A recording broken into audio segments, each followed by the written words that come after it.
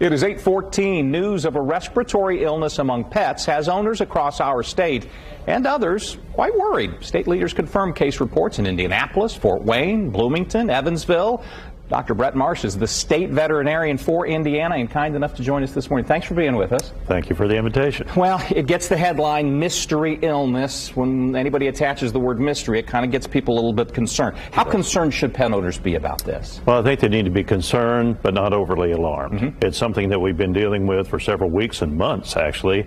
And it's just a chronic hacking cough in dogs that doesn't resolve itself in 7 to 14 days, which would be normal. And there is still mystery about this. What do we know and what do we not know and are still trying to find out? What we don't know is what's causing it. Right. And so with the diagnostics that are taking place now, we have been able to identify some organisms, but we're not sure it's the organism that's causing the problem or if it's a combination of organisms. So there's ongoing research. So it could be bacterial, it could be viral. I don't know if there are other options out there. It could be either of those or maybe a combination of both.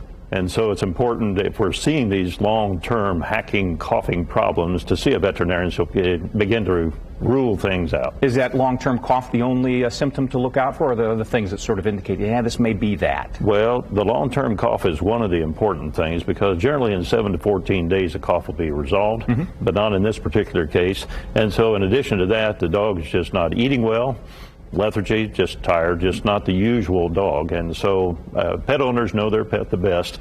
And so when they see things unusual, they need to see a veterinarian. How about if you don't want your dog to be exposed to this? Is this to the point where keep them away from neighbor dogs? Do we need to keep them away from each other, or is it to that degree? Well, I think they just need to be cautious. We're particularly in the holiday period now where dogs are being boarded. They may be at groomers. So you might call ahead and see if there's any special procedures that the boarder or groomer may have for you.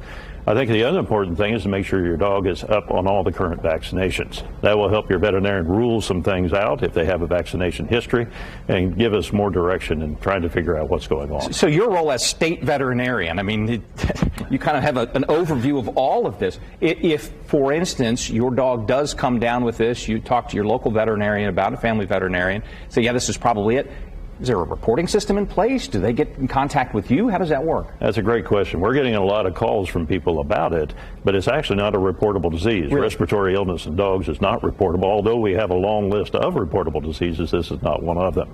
But when it gets to a point where people are concerned, we begin to get phone calls. And so we collaborate with the diagnostic laboratory, the Indiana Animal Disease Diagnostic Laboratory at Purdue, and other private laboratories to see what they're seeing, as well as collaborating with our veterinarians statewide. As you make progress on this, as some of the mystery starts to ebb, will you let us know? Because I know we got a lot of concerned pet owners out there. Absolutely. If there's information that would be important for pet owners across the state and our veterinary community, we'll certainly share that just as we have with press releases to this point. Doctor, thank you.